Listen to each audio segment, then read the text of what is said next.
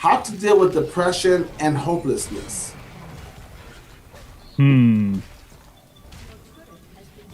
I can only think back to one point in my life where I was truly down in the dumps.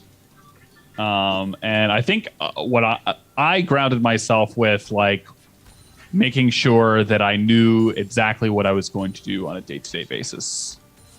Because if I gave myself something to do and something to focus on, then what I was down about wouldn't matter.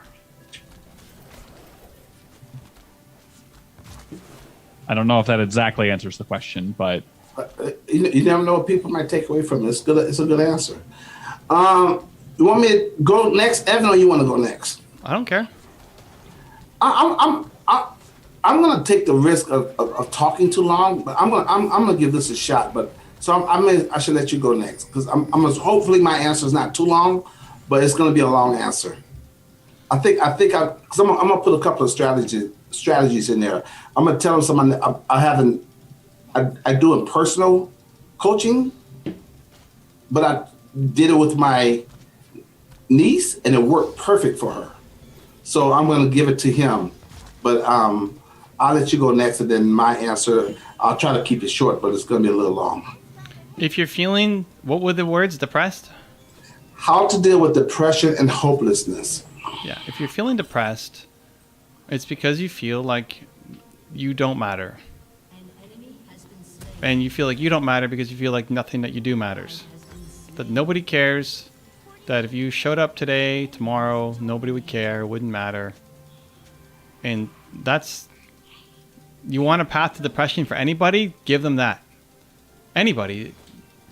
If Zayn showed up every day to something and felt like nobody cares, it doesn't matter if I show up today or not, I would, Drew would, everybody would start to spiral downwards. You need to feel like what you do is going to mean something to somebody.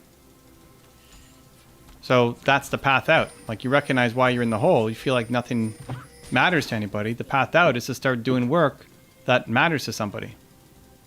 So, I like Drew's answer. It's like, hey, feeling like, Yep. I know what I'm going to do today.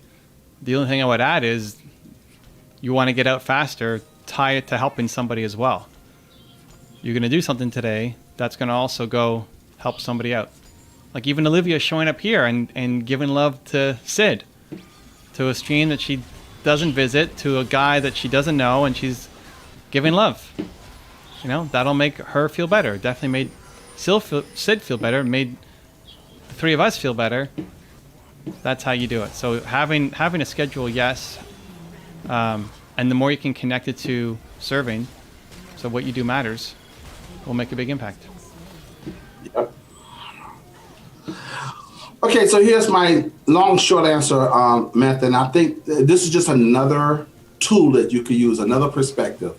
And I'm kind of speaking from experience because I did this just past few days, I think this past weekend. Anyways, I come from a place that focus is power. Whatever you focus on, you become. So,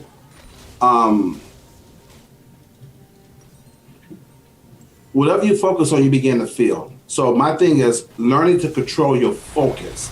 And what I mean by that is people tend to focus on what they have or what they don't have. If you focus on more on what you have and appreciate that and be more grateful for that, it changes how you feel.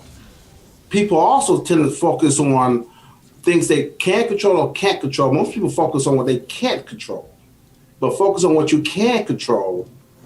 That's going to help you control your focus better. And thirdly, or lastly, people have a tendency to focus on something in the past, present, or future. And I love what Evan, he talks about, he doesn't worry about the past. He doesn't think about the future. He focuses on right now.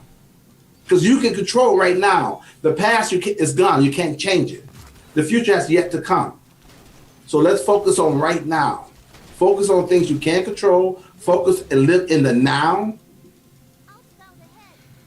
And focus on things that you have already. Because we all have a lot of things we can be very grateful for. I think, in my opinion, one of the antidotes, or at least treatments for depression and hopelessness, is being appreciative, being grateful, being thankful. You got eyes, you got ears, you got fingers, you have food. You can be very grateful for those things right there, and it makes you focus. It's hard to be sad and be grateful at the same time. It's almost impossible. That's not how the brain works.